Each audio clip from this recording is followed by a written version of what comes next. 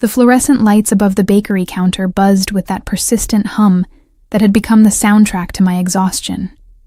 I could feel it vibrating through my skull, mixing with a headache that had taken residence there 3 days ago and refused to leave. My fingers trembled slightly as I gripped the edge of the glass display case, the cool surface grounding me, reminding me I was still standing, still breathing, still here. "I'm so sorry," I whispered, my voice cracking on the last syllable. The words tasted like ash in my mouth. "I need to cancel the birthday cake order, the one for tomorrow, under Sarah Mitchell." The bakery girl couldn't have been more than 19, with perfect skin and eyes that had never known real worry. Blinked at me with something between confusion and pity. Behind her, rows of pristine cakes sat in refrigerated glory, their frosting swirls and fondant decorations mocking me with their perfection. Somewhere in that chilled case was supposed to be Tommy's cake, Superman theme, blue and red, his favorite. "Oh." She clicked her pen nervously. "Are you sure? It's already decorated. We'd have to charge you a cancellation fee." "I understand." My throat constricted. I couldn't look at her anymore, couldn't bear to see the judgment or the pity or whatever emotion would flicker across her young, untroubled face. My eyes dropped to my worn sneakers, the left one held together with fabric glue, the laces frayed beyond repair. I don't have the money. I thought I would, but..." The words died. What was the point of explaining? That the overtime shift I'd been counting on got cut? That Tommy's prescription cost twice what I'd budgeted? That choosing between your child's medication and his birthday cake wasn't really a choice at all, but it still felt like carving out a piece of your own heart with a dull knife. The bell above the bakery door chimed, a bright, cheerful sound that belonged to a different world. Cold November air swept in, carrying the scent of rain and something else. Something expensive. Leather. Cedar. The kind of cologne that cost more than my monthly grocery budget. I didn't turn around. Couldn't. I was trying too hard to hold myself together, to keep the tears burning behind my eyes from spilling over. My fingernails dug into my palms, creating small crescents of pain that kept me focused, kept me from falling apart completely. "The cancellation fee is $30, the bakery girl continued, her voice dropping to something gentler. She'd probably seen this before. Probably saw desperate mothers every day, women choosing between birthday cakes and electricity bills, women like me who'd once had different dreams. $30. It might as well have been $3,000. Can I pay it next week?" The humiliation burned through me, hot and acidic. "I get paid Friday. I could..." "We need payment at the time of cancellation, ma'am. Policy." "Ma'am." I was 26 years old, and I was being called ma'am by a teenager, and I was canceling my son's birthday cake, and tomorrow I'd have to watch his face when he realized there would be no cake, no party, nothing but the small wooden car I'd carved for him late at night when he was sleeping, using a kitchen knife and wood scraps from behind the furniture store. The presence behind me shifted. I could feel it, the way you feel a storm approaching, that change in air pressure that makes your skin prickle. Footsteps, deliberate and measured, approached the counter. Not the rushed shuffle of other customers, but something controlled, purposeful. "Add the cake to my order." The voice was male, deep, with an accent I couldn't quite place. Something European buried under years of American English. Cultured, smooth as the whiskey I could no longer afford to buy. "And remove the cancellation fee." I turned then, shock overriding my shame. He stood less than 3 feet away, and the first thing I noticed was his hands. They rested casually at his sides, but there was nothing casual about them. Strong hands, scarred across the knuckles, with a platinum watch that caught the fluorescent light and threw it back like a warning. His suit was black, perfectly tailored, the kind that moved like a second skin. No tie.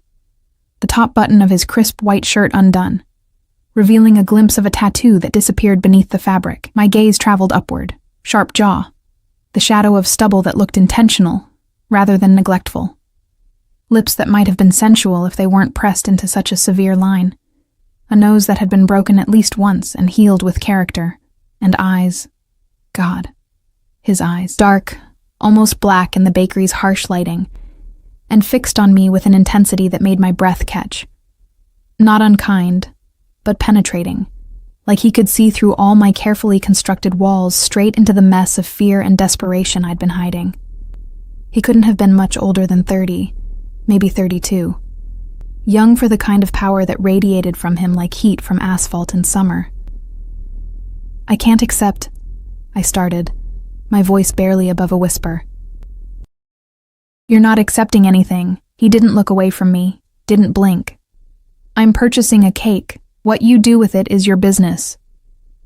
Behind him, I noticed for the first time, 2 men stood near the door. They wore simpler suits, but their stance was unmistakable, alert, watchful, their eyes constantly scanning the bakery's interior. Security, or something like it. "Sir, that's very generous, but—" the bakery girl interjected, uncertain. "How much?" he asked, still looking at me, "for the cake and whatever else she needs?" "I don't need—" My protest died under his gaze. "How much?" he repeated, this time to the girl behind the counter. $85 for the Superman cake, and if she wants to add everything." He finally turned away from me, reaching into his jacket. I caught a glimpse of something dark holstered beneath his arm, there and gone so quickly I might have imagined it. He pulled out a wallet, Italian leather, thick with cards and cash, and extracted several bills without counting them. "Whatever decorations, candles, the works, and add 3 more cakes to the order. Your best ones. 3 more?" The bakery girl looked like she'd stumbled into a dream. "My men will pick everything up tomorrow morning, 9 a.m. sharp." He placed what looked like $500 bills on the counter. "Keep the change." The world tilted slightly. I grabbed the display case harder, my knuckles going white. "Why?" The question escaped before I could stop it. "Why would you—" He turned back to me, and this time something flickered in those dark eyes. Not pity. Something else. Something that made my pulse quicken, for reasons I didn't want to examine. "Every child deserves a birthday cake." His voice dropped lower, meant only for me. Especially when his mother would give anything to provide it. How did he know I had a son? Had he heard the whole conversation? Heat crept up my neck, shame and something else, awareness, uncomfortable and electric, making my skin flush. "I can't repay you. The admission cost me everything. I'm not asking you to." He studied my face like he was memorizing it, cataloging every detail. The dark circles under my eyes, the chapped lips, the way my coat hung too loose on my frame from weight I'd lost and couldn't afford to regain. "What's your name?" I shouldn't tell him. Every instinct screamed warning. Men who carried guns and traveled with security details and threw around $100 bills like singles weren't safe, weren't normal, weren't the kind of people someone like me, invisible, struggling, barely holding on, should ever interact with. "Sarah," I whispered. "Sarah Mitchell. Sarah." He repeated it slowly, like tasting wine. "How old is your son?" "He'll be 7. Tomorrow." Something crossed his face then, too quick to read. Pain? Memory? It vanished before I could identify it. 7 is a good age. He reached into his pocket again, and I tensed, but he only pulled out a business card, matte black, with silver lettering I couldn't read from where I stood. He held it out to me. "If you ever need anything, Sarah Mitchell, you call that number." "I don't understand." "You don't have to." His fingers brushed mine as I took the card, the contact lasting a fraction of a second, but I felt it everywhere. Warmth and danger and something that made my heart stutter. "Just know that you can." He stepped back, buttoning his suit jacket with practiced efficiency. His men moved simultaneously, one opening the door, the other scanning the street outside. "Wait," I called out, my voice stronger than I felt. "I don't even know your name." He paused at the threshold, November wind catching his dark hair. A slight smile touched his lips, but it didn't reach his eyes. "Nikolai." He said it like a confession. Nikolai Volkov. Then he was gone, sliding into the back of a black SUV with tinted windows that had appeared at the curb as if summoned. The vehicle pulled away smoothly, expensive and silent, leaving only the scent of his cologne and the impossible reality of what had just happened. I looked down at the card in my shaking hand. The silver lettering gleamed, Nikolai Volkov, private consultations, and below it, a phone number. Nothing else. No company name, no address, no hint of what kind of consultations required armed security, and the casual disposal of $500. "Miss?" The bakery girl's voice seemed to come from very far away. "Miss, are you okay? You look pale." I wasn't okay. I was standing in a bakery holding a business card that felt like it was burning my fingers, trying to process that a stranger, a dangerous, powerful stranger who moved through the world like he owned it, had just paid for my son's birthday cake and looked at me like I was something precious instead of invisible. "I'm fine," I lied, my voice mechanical. "What time should I pick up the cake tomorrow?" But I wasn't fine. Because as I walked out of that bakery into the cold November evening, clutching that black card like a lifeline or a curse, I knew that something had shifted. Some door had opened that I wouldn't be able to close, and the most terrifying part was that I wasn't sure I wanted to. I didn't sleep that night. Sleep. Tommy did, curled up in his twin bed with the Captain America sheets I'd found at the thrift store, his breathing soft and even, blissfully unaware of how close he'd come to a birthday without a cake. I sat in our tiny kitchen, the card laid out on the scratched formica table like evidence of a crime I couldn't quite name. The apartment was silent except for the radiator's occasional clank and hiss. Our neighbor's television murmured through the thin walls, some late-night show with canned laughter that felt obscene in its cheerfulness. I traced the embossed lettering with my fingertip, over and over, until I'd memorized every curve and line. Nikolai Volkov. I'd Googled the name on my cracked phone screen, huddled in the bathroom so the light wouldn't wake Tommy. The results were sparse and contradictory. A few mentions in business journals, some charity gala photos where he appeared in the background, always in a perfect suit, always with that same controlled expression. Nothing concrete, nothing that explained the gun I'd glimpsed, or the security detail, or the way he'd looked at me like he could see every scar I'd tried to hide. The clock on the microwave clicked over to 3:47 a.m. In a few hours, Tommy would wake up, would race into my room with that gap-toothed smile, would ask if today was finally his birthday, and for once, I could say yes. Yes, there would be cake. Yes, there would be something special. Yes, I hadn't failed him completely. But the relief was tangled with something darker, something that coiled in my chest like smoke.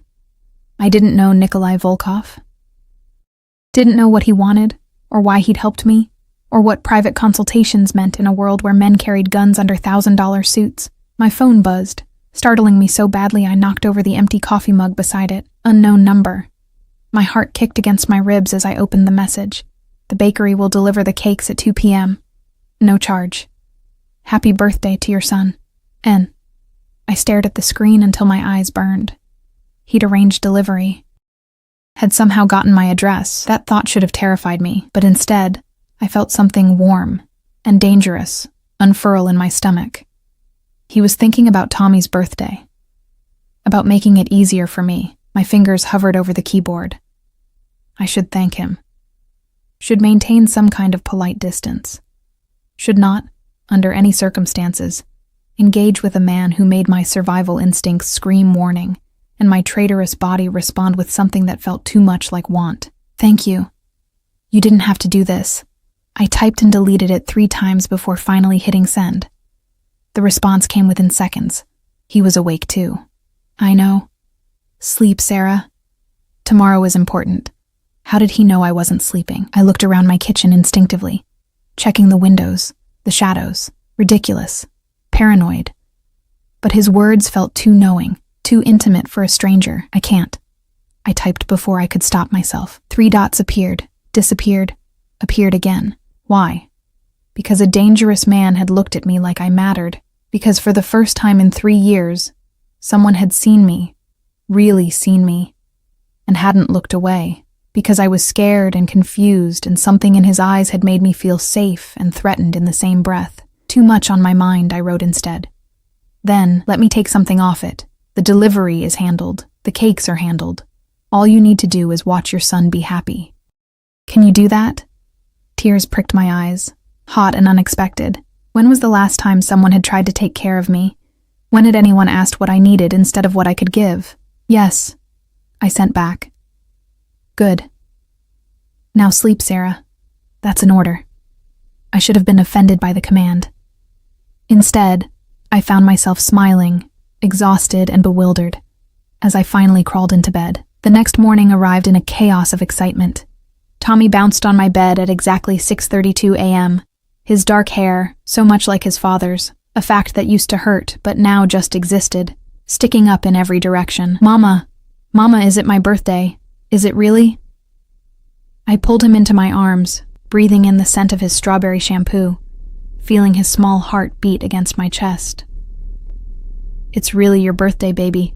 7 years old, my big man. Do I get presents? His eyes were wide, hopeful in a way that broke something in me. You get something even better. I kissed his forehead. You get a surprise. He vibrated with excitement through breakfast, cereal that I stretched with extra milk to make it last, through getting dressed in his best jeans and the Superman shirt I'd scrubbed clean last night, through the agonizing wait until 2 p.m., when the doorbell finally rang. I opened it to find not a delivery person, but one of Nikolai's men from the bakery. He was massive, with a shaved head and a scar running through his left eyebrow, wearing the same dark suit and watchful expression. Ms. Mitchell. His voice was surprisingly gentle. Delivery from Mr. Volkov. Behind him, 2 more men carried boxes. 4 of them. Not just the Superman cake, but an elaborate chocolate tower, a vanilla creation covered in fresh flowers, and something that looked like it belonged in a palace, gold leaf and pearls and delicate sugarwork that must have cost a fortune. This is too much, I breathed, even as Tommy gasped behind me, his small hands gripping my leg. Mama, is that all for me? The scarred man smiled, and it transformed his face completely. Mr. Volkov wanted to make sure the birthday boy had options, and he handed me an envelope. He also wanted to make sure you had help with the party. What party? I opened the envelope with shaking fingers. Inside was $2,000 in cash and a note in sharp, masculine handwriting. Every 7-year-old deserves a party. Invite his friends. Order pizza. Buy decorations. Let him be a child. You can argue with me later. And I can't, my voice failed. You can. The scarred man's expression softened. Mr. Volkov doesn't offer help lightly. When he does, it's because he means it. My name is Dmitri, and I'll be stationed outside until the party is over. For security. Security? Ice flooded my veins. Why would we need security? Standard procedure, ma'am. Nothing to worry about. But his eyes scanned the hallway, the stairwell, checking exits and angles like he expected trouble. Tommy tugged my hand. Mama, can I have cake now, please? I looked at my son's face, radiant with joy. At the cakes that represented more than just dessert. They represented being seen, being valued, being worth someone's care. At the money that could mean catching up on bills, buying Tommy new shoes, maybe even sleeping without the gnawing fear of eviction. And at Dmitri, who worked for a man I didn't know, representing a world I didn't understand. Give me your phone number, I said suddenly. Nikolai's real number. Dmitri hesitated. Mr. Volkov gave you his card. That's not what I asked. Something like respect flickered in his eyes. He pulled out his phone, typed something, and my phone buzzed. That's his personal line. Use it wisely. Then he helped carry the cakes inside, positioned himself in the hallway, and became as still as a statue. I stared at the new number in my phone as Tommy danced around the cakes, chattering about which one to try first. My finger hovered over the call button. What was I doing? This was insane. Accepting thousands of dollars from a stranger who carried guns and employed armed security. Letting my son eat cake paid for by a man whose business card offered no explanation, only mystery. But Tommy was laughing, really laughing, in a way I hadn't heard in months. I pressed call. He answered on the second ring. Sarah. Not a question. He'd been expecting me. Why? The word came out harder than I intended. Why are you doing this? A pause. I could hear ambient noise in the background. Voices speaking rapid Russian, the sound of a car door closing. Are the cakes there? 4 of them, and $2,000, and a security guard in my hallway. Answer my question. Is your son happy? My eyes found Tommy, who was carefully examining the Superman cake with reverent awe. Yes. Then that's why. His voice dropped, became something more intimate. You needed help. I could provide it. It's simple. Nothing about this is simple. I moved into my bedroom, closing the door. Men like you don't just help people for no reason. Men like me? There was a dark amusement in his tone. What kind of man do you think I am, Sarah? Dangerous, powerful, someone who made my pulse race and my instincts scream in equal measure. I don't know. That's the problem. Then let me take you to dinner, tomorrow night. Let me explain. I don't have anyone to watch Tommy. Dimitri's wife is a retired school teacher. She has grandchildren. She'd be happy to stay with your son. In your apartment, where he's comfortable. He'd thought of everything, anticipated every objection.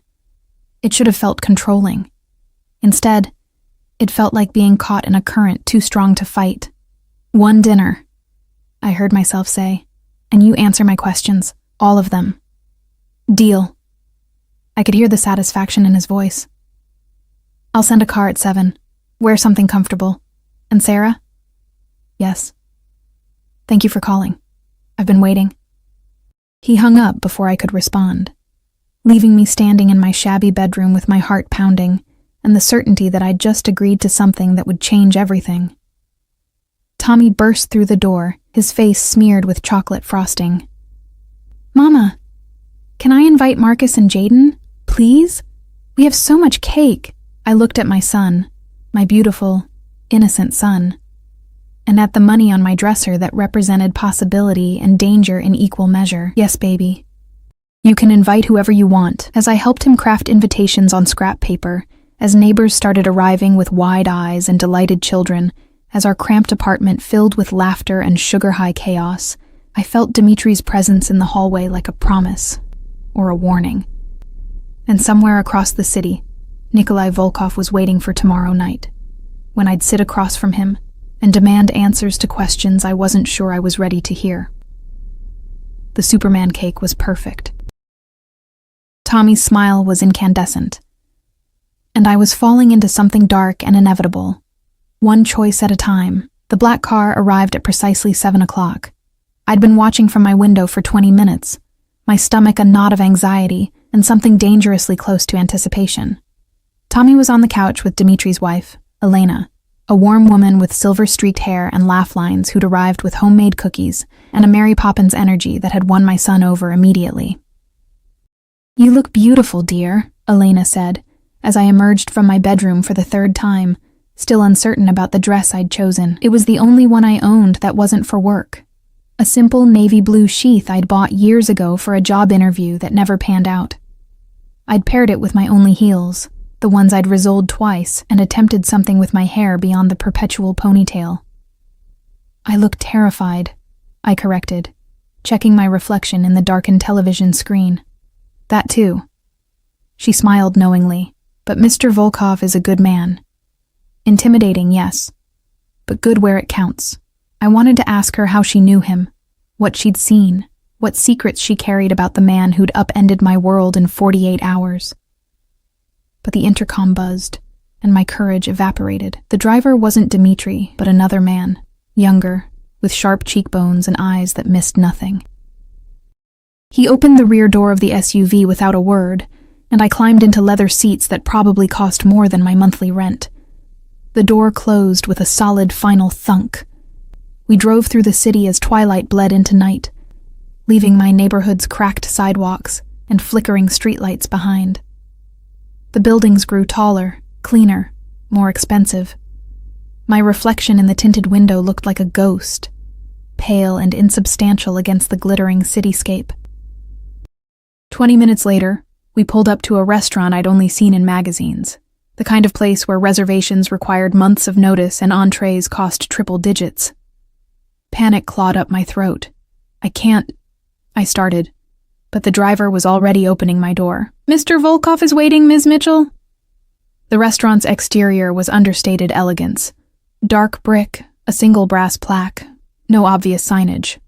The door opened before we reached it, held by a man in a pristine suit who nodded respectfully. Inside was warmth, an amber light, the scent of truffle and wine and old money. But the main dining room was empty, completely empty. My heels clicked too loudly on marble floors as I followed the maitre d' through the vacant space. Every table was set with crystal and silver, candles flickering, but no one sat at them. Did he? I couldn't finish the question. Mr. Volkov reserved the entire restaurant for the evening, the maitre d' said smoothly, as if this were normal, as if men did this every day. He led me to a private room in the back, separated by frosted glass doors etched with intricate patterns.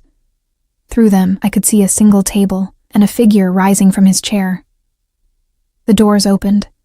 Nikolai stood backlit by candlelight, and for a moment I forgot how to breathe. He wore black again, seemed to prefer it, but tonight it was more casual. Black slacks, black shirt with the sleeves rolled to his forearms, revealing more of those tattoos, ink that looked Cyrillic, religious icons mixed with symbols I didn't recognize. His eyes found mine immediately, and the intensity in them made my knees weak. Sarah. He moved around the table with that controlled grace, and suddenly he was close enough that I could smell his cologne again, could feel the heat radiating from his body. You look beautiful. You rented out an entire restaurant. It came out accusatory. I wanted privacy, to talk without interruption. He pulled out my chair, his hand briefly touching the small of my back, and electricity shot up my spine. Is that a crime? I sat because my legs weren't trustworthy. I don't know. Is it? A ghost of a smile touched his lips as he returned to his seat. Direct. I like that. A waiter appeared. From where? I couldn't say, and poured wine into my glass. Red, dark as blood. I didn't touch it. You said you'd answer my questions, I said, gripping my hands together in my lap to keep them from shaking. I did. He leaned back, completely relaxed, like we were discussing the weather instead of whatever this was. Ask. Who are you? Really, I told you. Nikolai Volkov. That's a name, not an answer. His smile widened fractionally. I'm a businessman. I handle acquisitions, negotiations, problem-solving for people who need discretion. That's the vaguest answer I've ever heard. It's also the truth. He picked up his wine, swirled it, watching me over the rim. Though perhaps not the complete truth you're looking for. The gun, I said bluntly. The security. The way people look at you like you're dangerous. What business requires all that? He set down his glass very carefully. For a long moment, he just studied me, and I forced myself not to look away, not to flinch. The kind of business that exists in the spaces between legal and necessary, he said finally. I protect people. I solve problems that the police can't or won't touch. I make sure certain transactions happen smoothly, that certain people are held accountable when the law fails. You're a criminal. The words hung between us. I'm a realist. No shame, no justification, just fact. The world isn't black and white, Sarah. It's mostly gray, and someone has to navigate those shadows. I chose to be that someone. My heart hammered. I should leave. Should grab my coat and run back to my safe, small life where men didn't casually admit to operating outside the law. Why me? I whispered instead. Out of everyone you could help, why did you choose me? Something shifted in his expression. A crack in that controlled facade. You reminded me of someone. Who? My mother. The words were quiet, weighted with old pain. She was alone, struggling to raise me after my father was killed. I watched her sacrifice everything. Her health, her happiness, her pride. Trying to give me a childhood, trying to make sure I had birthday cakes and new shoes, and didn't know how close we were to losing everything. His jaw tightened, and I saw the shadow of the boy he'd been in the hard lines of the man he'd become. I was 7 when I watched her cancel my birthday cake because she couldn't afford it. She thought I was asleep, but I heard her crying in the kitchen afterward. That sound... He stopped, swallowed. I swore I'd never be powerless like that again, that I'd never watch someone suffer when I had the means to help. Oh God. My chest constricted painfully. When I saw you in that bakery, he continued, his eyes locked on mine. canceling your son's cake, trying so hard to hold yourself together while falling apart inside. I saw her, and I saw you, and I couldn't walk away. So this is charity. The word tasted bitter. You're easing your guilt. He leaned forward. No, and the sudden movement made me jump. This isn't guilt. This is recognition. You're strong, Sarah. Stronger than you know. But strength shouldn't mean suffering alone. The waiter returned with plates I didn't remember ordering. Some kind of fish. Vegetables arranged like art. I couldn't imagine eating. I can't be your project, I said, my voice unsteady. I can't be the person you save to make yourself feel better about whatever you do in those gray spaces. You're not a project. His hand moved across the table, stopping just short of touching mine. You're... He trailed off, something almost vulnerable crossing his features. I'm what? I barely breathed the question. You're someone I can't stop thinking about. The admission seemed to cost him. From the moment you looked at me with all that pride and fear and desperation, I haven't been able to get you out of my head. The way you stood there, choosing your son over your dignity. The way you've kept fighting even when everything's against you. You're extraordinary, and you don't even see it. Heat flooded through me, dangerous and intoxicating. You don't know me. Then let me. His fingers finally made contact, barely brushing my knuckles, but I felt it everywhere. Let me know you, Sarah. No obligations, no expectations. Just let me in. This was insane. He was a criminal, had admitted it without flinching. He lived in a world of guns and security details and shadows I couldn't begin to understand. Getting involved with him was the definition of reckless. But his touch was gentle. His eyes held mine with an honesty that felt more real than anything I'd experienced in years. And God help me. I was so tired of being alone. I have a son, I said, testing. He comes first. Always. As he should. I won't be some secret you keep hidden away. I won't be ashamed of who I am or where I come from. I would never ask you to be. His hand fully covered mine now, warm and solid and anchoring. I want people to see you with me. I want them to know you're under my protection. Protection? The word snagged. From what? His expression darkened. My world has enemies, Sarah. If people know you matter to me, there could be risks. I need you to understand that before this goes any further. Fear spiked, cold and sharp. You're saying my son could be in danger because of you? I'm saying I would never let anything happen to either of you. His grip tightened slightly. Dimitri outside your apartment? That's not temporary. If you choose this, choose me. You'll both have protection. Always. No one touches what's mine. What's mine. The possessiveness should have alarmed me. Instead, it sent a thrill down my spine that I couldn't explain or excuse. This is crazy, I breathed. Yes. He turned my hand over, his thumb tracing my palm, the calluses there from years of hard work. But tell me you don't feel it too, this pull between us. Tell me I'm alone in this. I couldn't. Because I did feel it. Had felt it from that first moment in the bakery when his eyes had seen past all my armor straight to the raw, desperate woman beneath. I felt it now.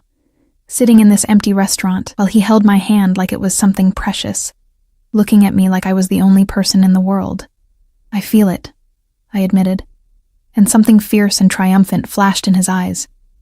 Then have dinner with me. Talk to me. Let me court you properly the way you deserve. Court me? A surprised laugh escaped.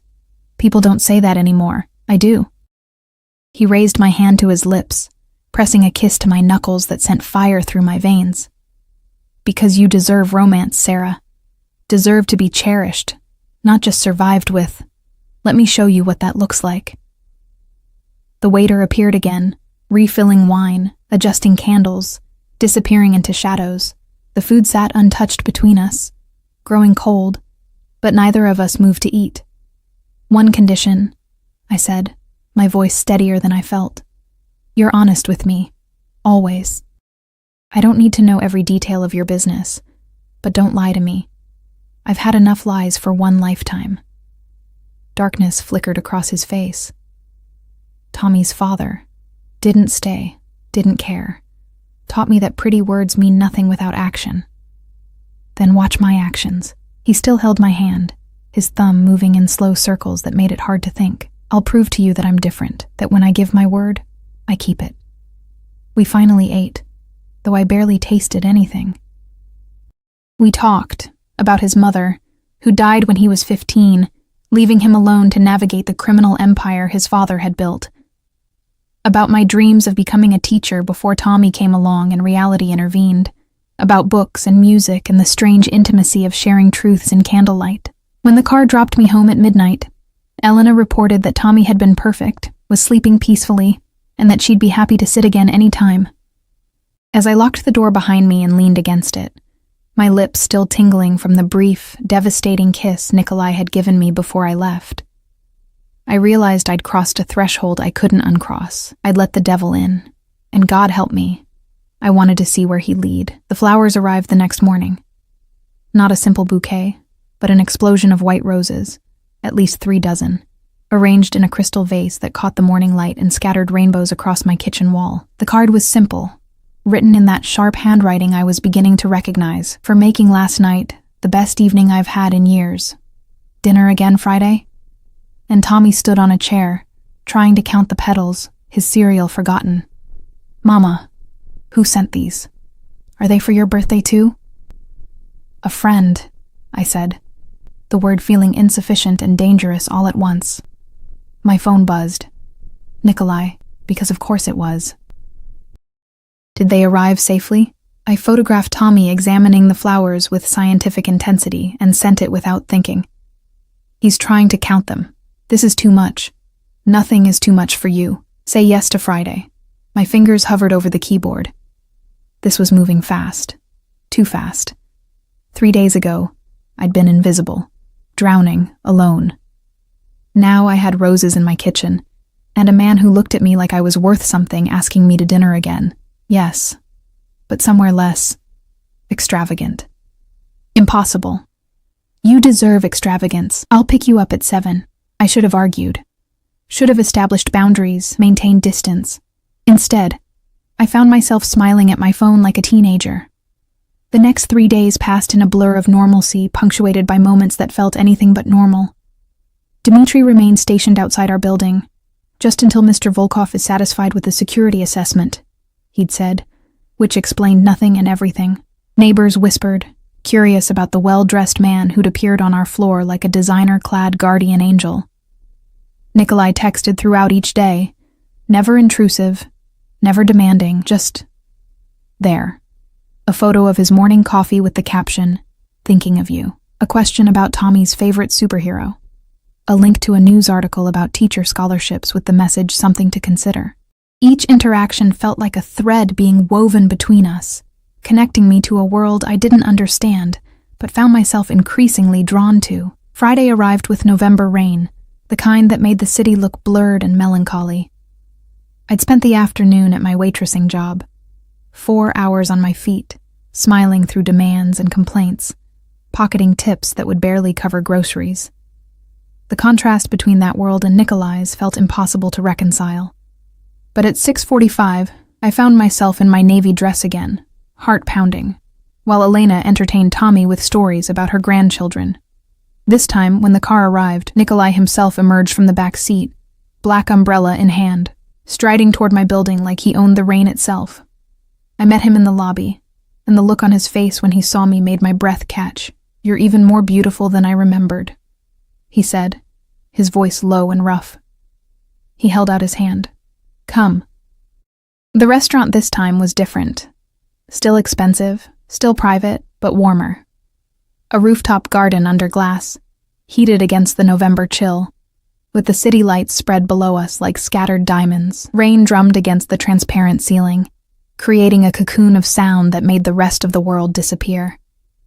"You didn't rent out the entire place this time," I observed as we were seated at a table surrounded by climbing jasmine. I learned my lesson. His smile was almost boyish. "You prefer subtle to ostentatious.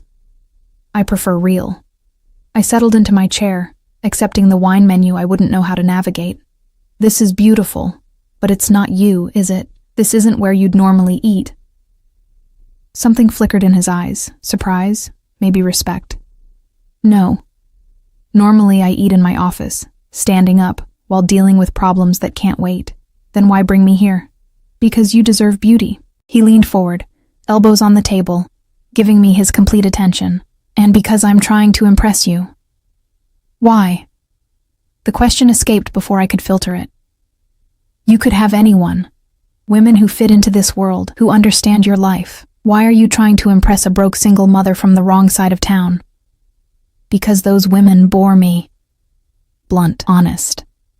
They want my money, or my power, or the danger they think I represent. You want none of those things. You looked at me in that bakery like I was an inconvenience and a miracle simultaneously. Do you know how rare that is, to be seen as a person instead of a resource? Rain intensified overhead, and I watched water cascade down the glass, distorting the city beyond. You're romanticizing me. I'm not some noble martyr. I'm just trying to survive. You're trying to do more than survive. You're trying to give your son a life you never had. You work yourself to exhaustion for his smile. That's not just survival, Sarah. That's love fierce enough to remake the world. His words pierced something deep, and I had to look away before the emotion building in my chest escaped. Tell me about Tommy's father, Nikolai said quietly. What happened? I took a long sip of wine before answering. His name was Marcus. We were young, in love, or what I thought was love. When I got pregnant, he said all the right things. Promised marriage, family, forever. The familiar bitterness rose. Then his parents found out. I wasn't good enough. Didn't come from the right background. They offered me money to disappear. Did you take it? No judgment in his voice, just curiosity. No. I thought Marcus would choose me, would stand up to them. I laughed without humor. Instead, he took the money they offered him. A trust fund, a job in their company, and left. I haven't heard from him in 6 years. Tommy doesn't even know his name. Nikolai's jaw tightened, a muscle jumping beneath his skin. When he spoke, his voice was cold. Give me his full name. Why? Because men who abandon their children deserve consequences. Ice flooded my veins. No. Nikolai, whatever you're thinking, I'm thinking that he should contribute to his son's welfare, financially, at minimum. His eyes were dark, dangerous. I'm thinking that I could make a few calls, ensure he understands his obligations. That's not your decision to make. I kept my voice firm despite the fear threading through it. Tommy is my responsibility. I don't want Marcus's money, and I don't want you. I stopped, searching for words. I don't want you to hurt him. I wouldn't hurt him. A pause. Much. Nikolai. He sighed, some of the tension leaving his shoulders. You're asking me to let this go? To allow him to live comfortably while you struggle? I'm asking you to respect my choices, even when you disagree with them. We stared at each other across candlelight and jasmine, wills locked. Finally, he nodded slowly. Fine. But if you ever change your mind, I'll tell you. I softened my tone. Thank you for caring, but I fight my own battles. I'm learning that. He reached across the table, his fingers finding mine. Though I don't like it, everything in me wants to eliminate every obstacle in your path. Destroy everyone who's ever hurt you. That's terrifying. I know. He smiled, but it didn't quite reach his eyes. I told you I wasn't safe, Sarah. We ate. Some kind of seafood that melted on my tongue. Vegetables I couldn't name.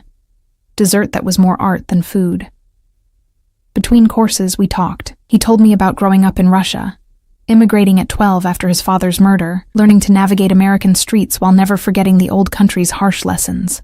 I told him about my mother, who died when I was 19, leaving me alone in the world, about dreams of teaching that had evaporated when reality intervened, about the strange guilt of loving Tommy completely while mourning the life I'd never have. You could still teach, Nikolai said as dessert plates were cleared. I saw how you light up when you talk about it. There are programs, scholarships. I can't afford childcare and tuition, can barely afford rent. What if money wasn't an obstacle? Warning bells rang. I'm not taking your money for school. Why not? You accepted help for Tommy's birthday.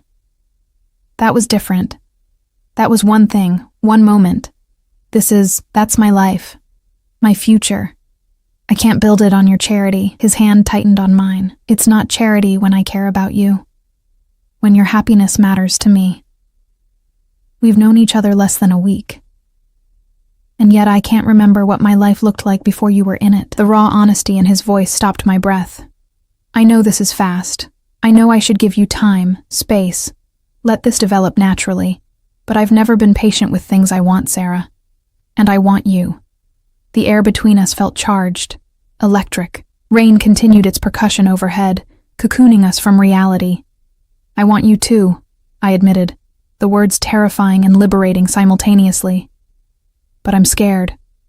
Of your world. Of getting hurt. Of what this means for Tommy. Then let me take that fear away. He stood abruptly, coming around the table to kneel beside my chair. His hands framed my face, gentle despite their scarred strength. Let me protect you, both of you. Let me be what you need. You can't promise that. Life doesn't work that way. My life does. His thumb traced my cheekbone and I shivered. In my world, what I claim stays claimed. What I protect stays protected. If you're mine, Sarah, you're untouchable. I'm not a possession. No, you're so much more. He leaned closer, his breath warm against my lips. You're the first real thing I've wanted in years. The first person who makes me want to be better instead of just more powerful. Then he kissed me. Not the brief, restrained kiss from our first dinner, but something deep and claiming and desperate. I tasted wine and rain and want, felt his control fracture as my fingers buried in his hair, pulling him closer. The world narrowed to his mouth on mine, his hands sliding into my hair, the low sound he made when I opened for him. When we finally broke apart, both breathing hard, his forehead rested against mine. Come home with me, he whispered. Just come home with me. Let me show you where I live, who I am when I'm not trying to impress you. Every rational instinct screamed no. It was too soon, too fast, too dangerous. But his eyes held mine, dark and wanting and vulnerable in a way I suspected he rarely allowed. Okay, I breathed. His smile was brilliant and brief before he kissed me again, harder this time, like he was sealing a promise neither of us had fully articulated, as the car drove us through rain-slicked streets toward whatever came next. His hand never left mine, and I realized I'd stopped thinking about exits, stopped planning my escape. For better or worse, I was falling. And Nikolai Volkov was right there, ready to catch me or drag me down with him. Either way, I couldn't bring myself to let go. His home wasn't what I expected. The building itself was imposing, a converted warehouse in a neighborhood that had gentrified beyond recognition. All exposed brick and massive windows overlooking the river. Security was subtle but present. Cameras, a doorman who nodded respectfully as we entered, card reader access to a private elevator. But when the elevator doors opened directly into his penthouse, I found myself in a space that felt almost lived in. Yes, it was expensive. Floor-to-ceiling windows, original artwork, furniture that probably cost more than I'd earn in 5 years. But there were also books scattered on the coffee table, a half-empty glass of whiskey on the kitchen counter, a worn leather jacket thrown over a chair. Signs of an actual person, not just wealth. This is home, Nikolai said, watching my reaction carefully. He shrugged out of his suit jacket, draping it over the back of a chair. And suddenly he looked younger, less intimidating. Just a man in his home, wanting me to see him clearly. I walked to the windows, drawn by the view. The city sprawled below, lights reflecting off the rain-dark river. From up here, everything looked small, manageable. Not the chaotic struggle I navigated daily, but something almost beautiful. I grew up in a one-bedroom apartment with cockroaches and a landlord who shut off the heat every winter, Nikolai said quietly, coming to stand beside me. My mother and I shared the bedroom. I slept on a mattress on the floor. He gestured at the space around us. This was impossible. A dream so far beyond my reach I couldn't even articulate it. I looked at him, seeing the shadow of that boy in the hard-won success of the man. When did it change? I asked. When I was 16, a man named Victor saw potential in me, saw that I was smart, ruthless when necessary, and willing to do what others wouldn't. His jaw tightened. He brought me into the organization, taught me the business. Within 5 years, I'd taken over his territory. Within 10, I'd expanded operations across 3 states. And Victor? Retired comfortably to the Mediterranean. We still talk monthly. A slight smile. Not everyone in my world ends in violence, Sarah. Some stories have happy endings. He moved to the kitchen, pulled out a bottle of wine that probably cost more than my monthly rent. Poured 2 glasses without asking, handed me one. "Tell me what you're thinking," he said. "I can see your mind working." I took a sip, letting the wine ground me. "I'm thinking about Tommy, about what it means if I let this continue. If I let you into our lives. And I'm terrified. The admission cost me, but I forced it out. What happens when he gets attached to you? When he starts to depend on you being there? What happens when your world catches up to us? When some enemy decides we're a weakness to exploit?" Nikolai set down his glass very deliberately. "Come with me." He led me down a hallway to a room I hadn't noticed before. When he opened the door, I gasped. It was an office, clearly his workspace, with a massive desk, multiple monitors, filing cabinets with serious locks, but along one wall was something that made my throat close up. Photographs. Dozens of them, professionally framed. His mother, young and beautiful, smiling at the camera with a small, dark-haired boy on her hip. That same boy at various ages, 7, 10, 13, always with his mother, always looking at her like she hung the moon.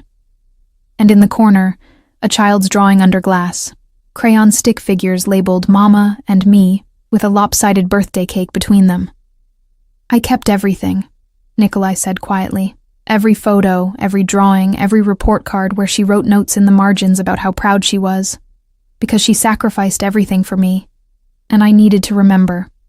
Needed to make sure that when I had the power, I used it to protect people like her." He turned to face me, and the vulnerability in his eyes was staggering.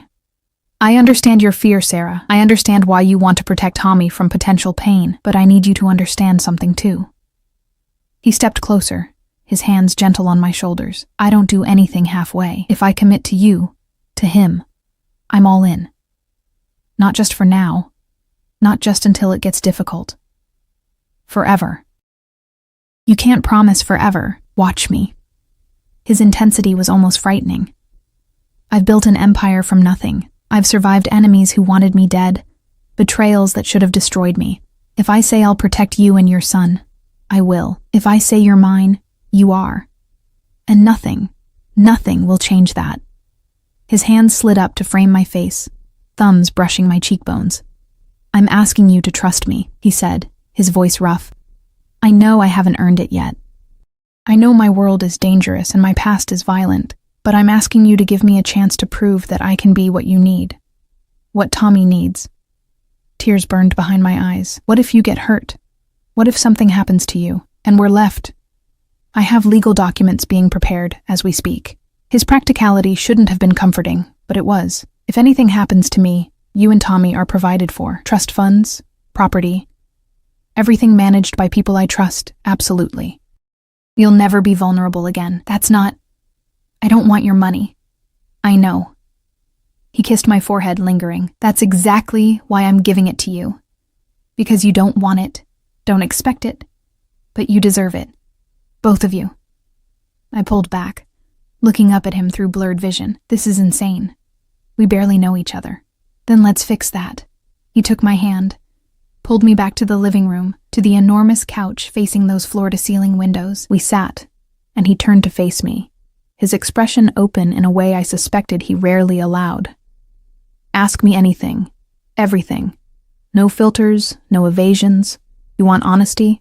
I'll give you complete transparency." So I asked about his business, and he explained the gray areas, the protection rackets that actually protected, the enforcement that kept worse predators at bay.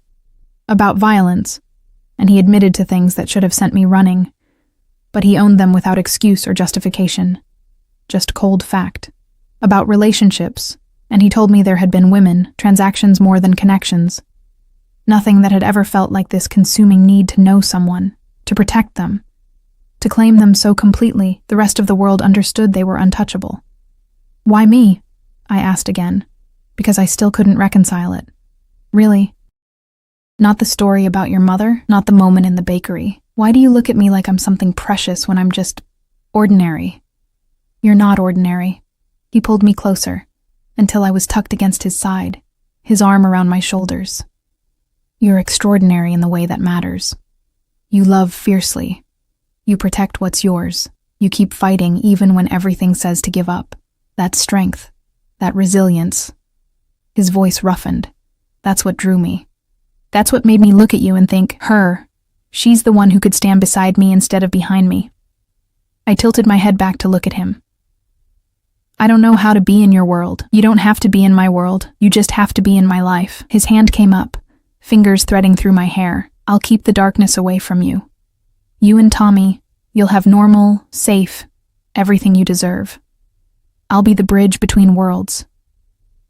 That sounds lonely for you. Something shifted in his expression. Surprise, maybe, that I'd thought about his needs. It won't be lonely if you're waiting when I come home. The words hung between us, weighted with implications neither of us was quite ready to voice. I should get back, I said, though I didn't move. Tommy will wake up wondering, stay. His arms tightened slightly, just a little longer. Let me hold you. So I stayed, tucked against his warmth while rain continued its symphony against the windows. We talked about nothing important, favorite movies, worst jobs, the embarrassing stories everyone accumulates. Normal conversation, the kind that built foundation instead of just intensity. Somewhere around midnight, I must have dozed off, because I woke to Nikolai carrying me to his car, his jacket draped over my shoulders. I can walk, I mumbled, still sleep-fogged. I know. He settled me in the back seat, slid in beside me, but I wanted to carry you. The drive back to my neighborhood felt too short. When we pulled up to my building, Dmitri was still there, standing sentinel like he'd never left. Nikolai walked me to my door, his hand warm on the small of my back. At my threshold, he turned me to face him. I meant what I said, all of it. His hands cupped my face, and the tenderness in his touch made my chest ache. You're mine now, Sarah, and I take care of what's mine. Possessive, I said, but there was no heat in it. Completely. He smiled, slow and dangerous and devastating. Get used to it. Then he kissed me, deep and thorough and claiming, until I was boneless against him, my fingers clutched in his shirt. When he finally pulled back, his eyes were dark with want barely restrained. I'll call you tomorrow, he said, his voice rough. Sleep well. I watched him walk away, watched the elevator doors close on his intense gaze. Inside my apartment, Elena was asleep on the couch, and Tommy was curled up in his bed, peaceful and safe. I stood in my kitchen, touching my lips where I could still feel Nikolai's kiss, and tried to process what I'd just agreed to, what I'd let into our lives.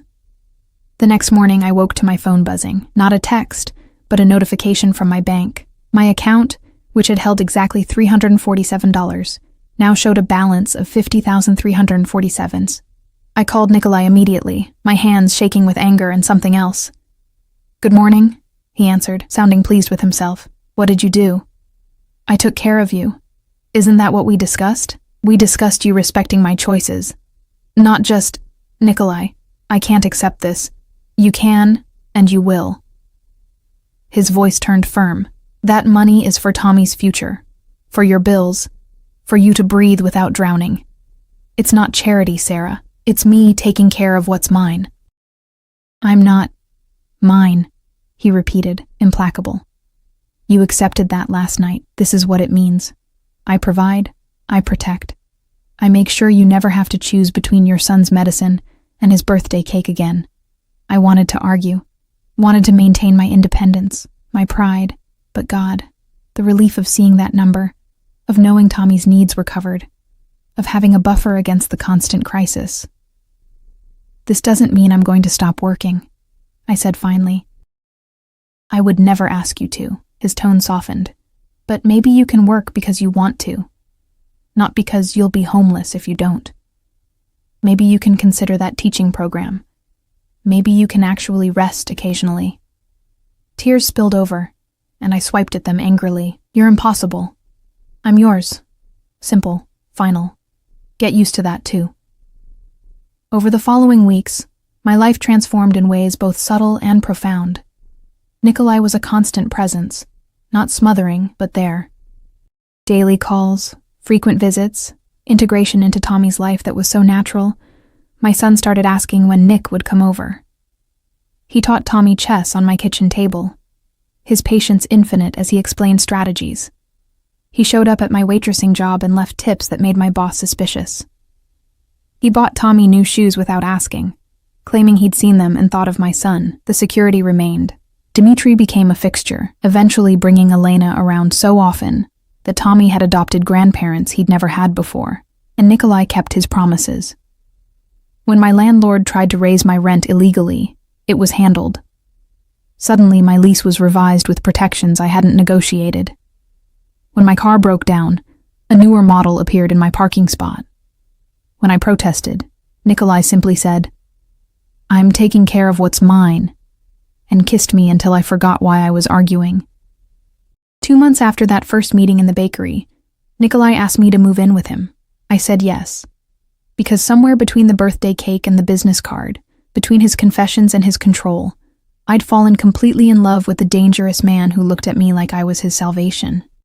And when I finally told him I loved him, standing in his kitchen while Tommy played in the next room, he pulled me close and whispered, "I loved you from the moment you tried to cancel that cake. I just had to wait for you to catch up."